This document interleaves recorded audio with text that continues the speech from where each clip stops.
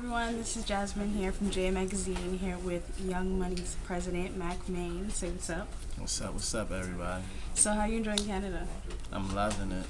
It's perfect for me. It's my perfect habitat. What makes it perfect? You can't describe perfect. Like, I mean, if you want to go into detail, like the weather, the aura, the women, even if the dudes are cool, like, you know what I'm saying? Like, it's not like any controversy, animosity, it's just certain stuff that you go through in other environments. So I'm loving it. Everything's perfect right now. Great. I'm glad Canada can provide perfection. Yeah. So Young Money has achieved a large amount of success within the last year. What role would you say you played in getting your team to that point? A very influential role. I'm a very key component to that. Making sure that everything goes the way it's supposed to go. They deliver. All I need them to do is deliver the music. I want them to be comfortable. So I'm actually a big part of the comfortability, however you want to say it, of making sure that the artists are able to perform. That's all I want them to do is deliver great music. I don't need any side distractions. Okay. So Young Money has garnered much of the success via mixtapes. It's as if the underground is the new mainstream. How do you feel Young Money will continue to capitalize on the mixtape industry? That's a big part of Young Money. The mixtape industry is a real big part of Wayne's success, and his success and the way that he got to where he is right now is a big formula of every artist on Young Money, because he's the biggest star on Young Money right now. So why not follow the same path that he follows? And he gave away free music for two years. That's what set up him selling 1 million the first week. It was like, I think the consumers were like, he gave us so much, let's go give him something back. You know, everybody made sure they went to the store that week and supported him. So mixtapes will always be a big component of Young Money. Okay. Do you find it difficult balancing being an artist as well as being the president of Young Money? It's not. At times it gets difficult, but it's not really difficult. I just have to find time to get to the studio. Once I'm in the studio, I don't really write, so it's like I hit a beat and I go in. So it's not like I have to sit there for hours to do a verse. It's just getting to the studio is my biggest problem. But I actually put the executive side first, and sometimes I could tell like my people, they be like, "Nah, we need you to get in there and do this," but I'm so focused and worried about everyone else. Like I call myself a sacrificial lamb. Like I just want to sacrifice myself for everyone else. Okay. So the internet has played a big role in getting a lot of music out there. A lot of music is leaked through the internet. Do you find that the internet plays a big role in making executive decisions regarding what single is going to be released? Yes. One of the biggest mistakes or whatever that happened not too long ago was Nicki's Your Love leaking. Nicki hates the record. Like, she doesn't like, she'll tell you she doesn't like it.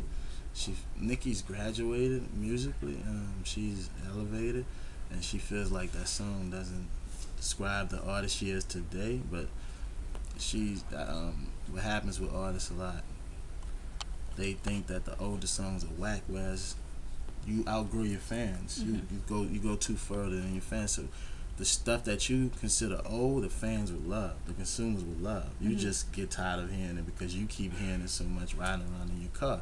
But they never heard it as fresh music. So that was one of the biggest mistakes, and I'm happy that happened because we needed that. And like Nicki broke, like she was like the first female to have the #1 song on the charts in like 8 years, since Messy and stuff. So that was one of the best mistakes, and that's a no-brainer that we need to shoot a video. I hit her like, we're shooting a video for this song, because everybody else was like, man, she keep telling us no, she don't want to shoot a video. But me and Nicki have a real great relationship, like brother, sister / she trusts my advice.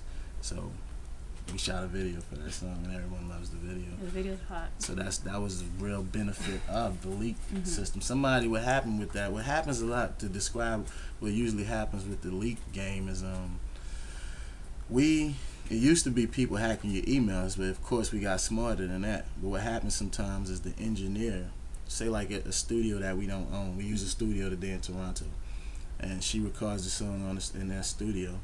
If the engineer forgets to put all the files in the trash and make sure it's completely wiped out of that system, the next engineer comes in and he goes through the system and sees that he see the song, And then he liked the song. He's like, okay, I want to be the first. He's a Nicki Minaj fan. I want to be the first one. And he goes and he can sell it. There are websites that'll give him $5,000 for a new Nicki Minaj song. Like honestly, and he goes and sells it. He just puts it up as a fan, and that your music, your whole album will be leaked like that. That's how Drake had like 4 songs that came out because of that same thing. It was just so happened left on a drive, on a computer in the studio, and somebody came and found it. So that's how the leak game goes. But sometimes leak they benefit us. Like it'd be a popping song and it gets a lot of downloads on the internet, and then we like it's a no-brainer. We have to go with the song. Right. Yeah. Young Money has a roster of around 12 artists. Yes. How do you find it difficult being able to keep control of each individual's project and push each project to make sure that they reach their peak? I don't find that aspect difficult because I try to make Short Dog is one of the newest artists that we've signed on Young Money, and I put a video on MTV for him, not just because I'm on the song. He asked and he was persistent about it. I played it for a few DJs, they all loved it, so I was like, okay. He went out and shot the video himself, he paid for it, I couldn't knock that, so now I'm going to help you. What the difficult part that comes in with dealing with so many artists, you can't have 12 songs on the radio at the same time. Radio doesn't allow that, period. I can't have, BET 106 in Park only has 10 videos on it. I can't have all 10 of the videos Young Money. It's impossible. Now, what can happen, what usually happens with us, some of our artists tend to be on features, and then we have some of them that where it's our own videos, so I can do that. So that's where the problem comes, and then you have every artist. If I help him get a buzz, like I help him get buzzes, they really go and think that I can put an album out now. So you have 12 different people that feel they can have an album out right now, but they don't understand that this format and its rules and guidelines is because Rick Ross still has to have a song on the radio. Jeezy still has to have a song. It's other artists that still have to have songs on the radio. So I can't put 12 Young Money singles out. That's the only problem I have. Is when everyone thinks they need to put an album. I'm one of the greatest team players ever. Like I'm not trying to compete with but some of my artists will be like, nah, I need, which is cool because you have to have that sense of confidence that I can be out right now. But it's still like, nah, let's put the energy towards this person. Tiger's coming out right now. Let's put it towards her. Let's put it towards Twist. And we set up, you format it where you can come out in September, you can come out first quarter next year, you can come out, everybody wants to come out right now. That's the only problem I have. Okay. Yeah, but that's not a big problem because once I break stuff down, then it's like they understand. They kind of understand, but then it's going to reoccur though because they might go do a show and 75 people put their hands up. I need my album out right now. It's like, but they don't understand though. It's a lot to actually get someone to go platinum or go gold of the success because it's bigger than that. It's way bigger. It's to get someone to leave their crib and leave their house to go to the store and spend 10 Canadian dollars, 10 American dollars, 10 whatever currency dollars they're going to spend is a lot in this time. It's a recession. It's a recession when you can get it for free from the guy down the street. Just download it for free.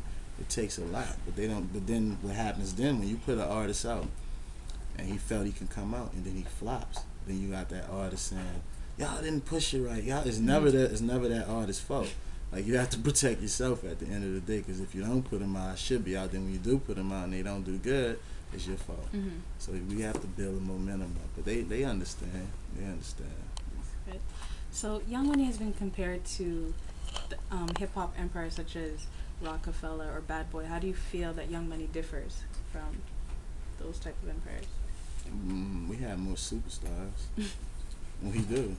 Like more superstars. Like it kind of like in a lot of cases in previous empires, it was like there's the superstar and then the clique. Right.